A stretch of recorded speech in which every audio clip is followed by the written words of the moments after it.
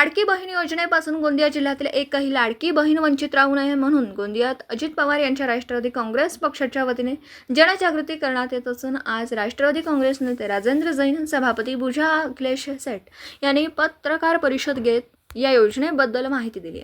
मध्य प्रदेश राज्याच्या धर्तीवर राज्य सरकारने 1 जुलैपासून महाराष्ट्रावर देखील लाडकी बहीण योजना सुरू केली आहे. 31 ऑगस्टपर्यंत फॉर्म भरण्याची अंतिम तारीख असली तरी राज्यात गोंदिया जिल्हा हा लाडकी बहीण योजनेचा फॉर्म भरण्यात नंबर 1 वर असल्याची माहिती राष्ट्रवादी काँग्रेस नेते राजेंद्र जैन, गोंदिया जिल्हा परिषदेच्या समाज कल्याण सभापती पूजा अखिलेश सेठ यांनी दिली.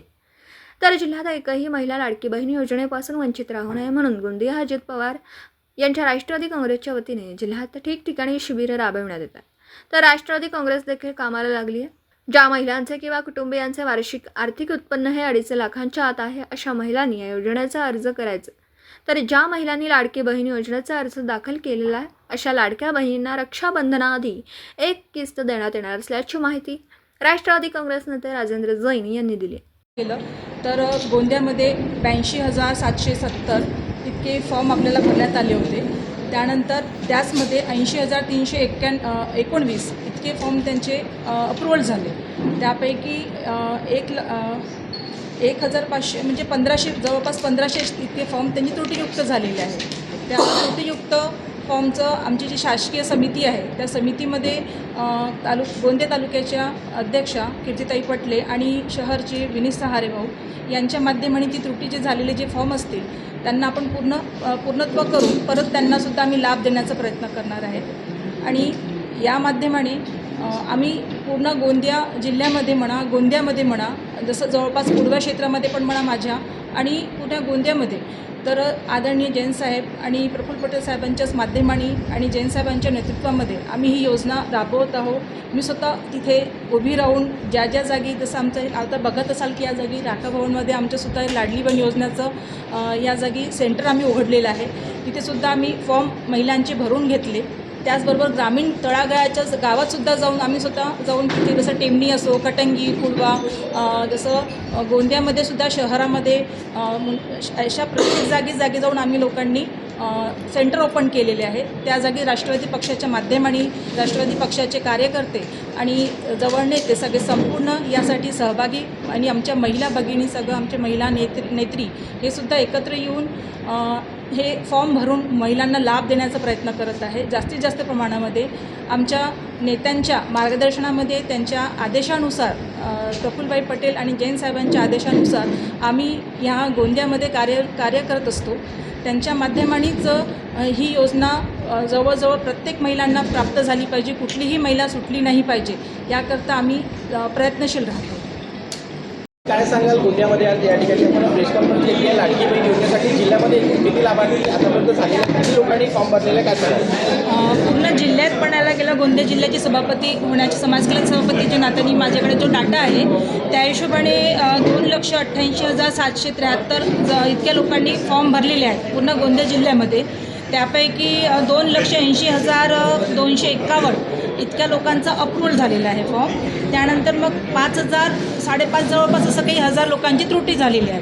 तर त्या त्रुटीसाठी पण आमची शासकीय समिती त्याच्यावर कार्य करत आहे आणि सभापतीच्या नात्याने आणि राष्ट्रवादी पक्षाच्या पण आमचे जे कार्यकर्ते माझ्यासोबत आणि मी सुद्धा जिल्हा स्तरावर 1-2 अशी फेरी लावते ज्या ज्या जागी आम्ही लोकांनी राष्ट्रवादीच्या वतीने सेंटर केलेले आहेत की कुठल्याही महिलाला लाभ देण्यासाठी कुठे चुकता नाही झालं पाहिजे याकरता आम्ही जे कार्य करतो.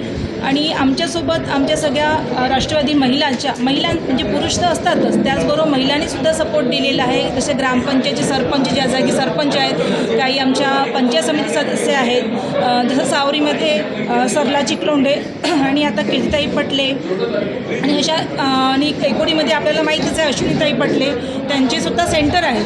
अशा जागी आम्ही निःशुल्क महिलांचेसुद्धा फॉर्म भरतो आणि त्यांना जास्तीत जास्त प्रमाणामध्ये ज्या पद्धतीने साहेबांनी आमच्या महिलांना सक्षमीकरणाकरिता म्हणजे ही योजना काढली आहे त्यासाठी आम्ही त्यांचं नेहमी साथ आणि त्यांच्या मार्गदर्शनाप्रमाणेच येणाऱ्या रक्षाबंधनपर्यंत आमच्या महिलांच्या अकाउंटलासुद्धा 2 महिन्याची म्हणजे त्यांचा जो लाभ आहे भेटणार आहे जुलै आणि ऑगस्ट महिन्याचा. जी महिला वंचित राहिल्या त्यांना कसा लाभ देणार? ज्या महिला वंचित राहिल्या आहेत त्यांचे काही फॉर्म भेटत नाही किंवा मग त्यांचं असं म्हणणं आहे की बा माझ्या लिव्हिंगमध्ये काही प्रॉब्लेम अशांचीसुद्धा आम्ही म्हणजे डॉक्युमेंटसुद्धा पूर्ण करण्याचा प्रयत्न करत आहे.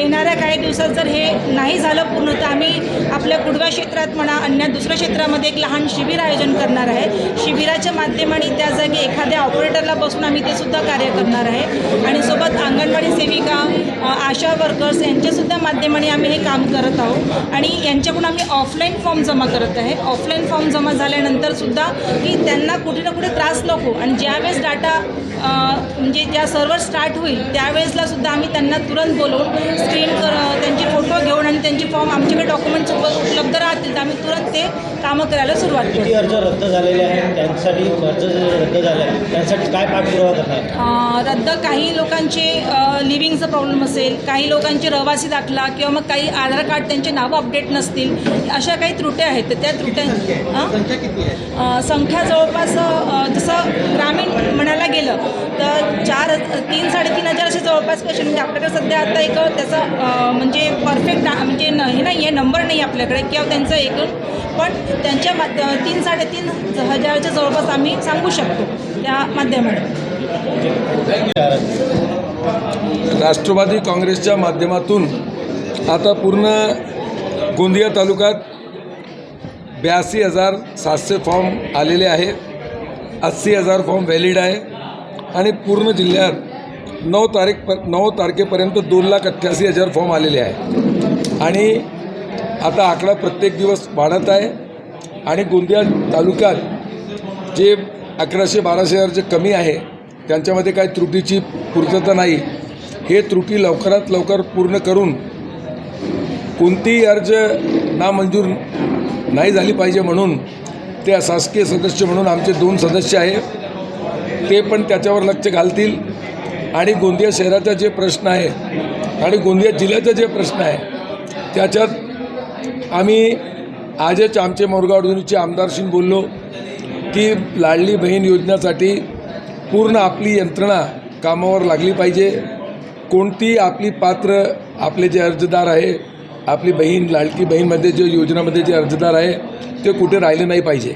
अशा पद्धतीने चांगल्या पद्धतीने ही योजना जी महायुती शासनाने दिली आहे यासाठी राज्याचे उपमुख्यमंत्री माननीय अजितदादा पवार आणि आमचे नेते खासदार प्रफुल्ल पटेल साहेब यांनी आम्हाला एक निर्देश पण दिलेला आहे की या योजनेचा लाभ सर्व जास्तीत जास्त जे पात्र लाभार्थी आहेत त्यांना मिळाला पाहिजे. ग्रामीण जे त्रुटी आहे जे त्रुट्या आहेत त्या त्रुट्या कशा भरून काढणार अर्जाच्या? लहान लहान त्रुटी आहेत ते म्हणजे ज्या पद्धतीची त्रुटी आहे ते नक्कीच पूर्ण होऊन जाईल याच्यात मला त्रास वाटत नाही काय. सर गोंदिया शहर में जो दिवसभरातील घडामोडींचा आढावा घेण्यासाठी पाहत रहा N24 मराठी न्यूज चॅनल.